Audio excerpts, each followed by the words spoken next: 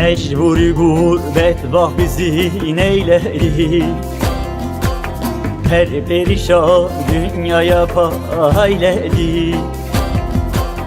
Çaresiz acılar bizi bitirdi.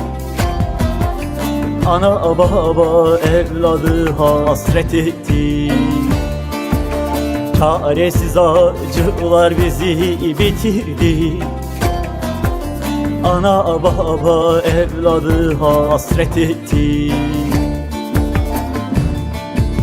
Ana baba bir başına terk edildi. Nerede hizmet ne arayıp soruldu. Özlemler hasretler bir bizi vurdu.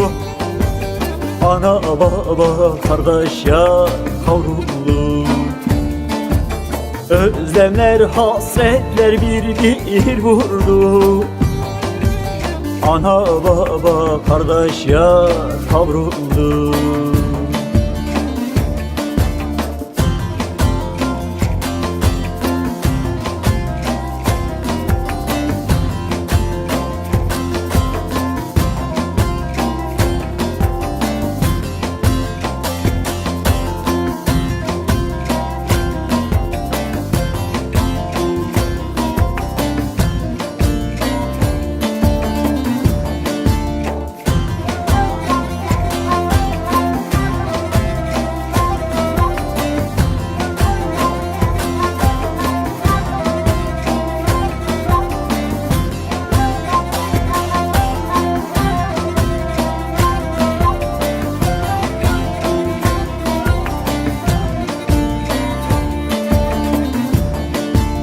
Ana baba kardeş hüznü bitmedi.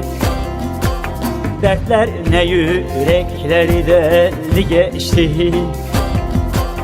Kimimiz gözlerimiz açık ihtiyar, yoksulluk doğduğumuza pişman etti. Kimimiz gözlerimiz açık gitti. Yoksulluk doğduğumuza pişman etti.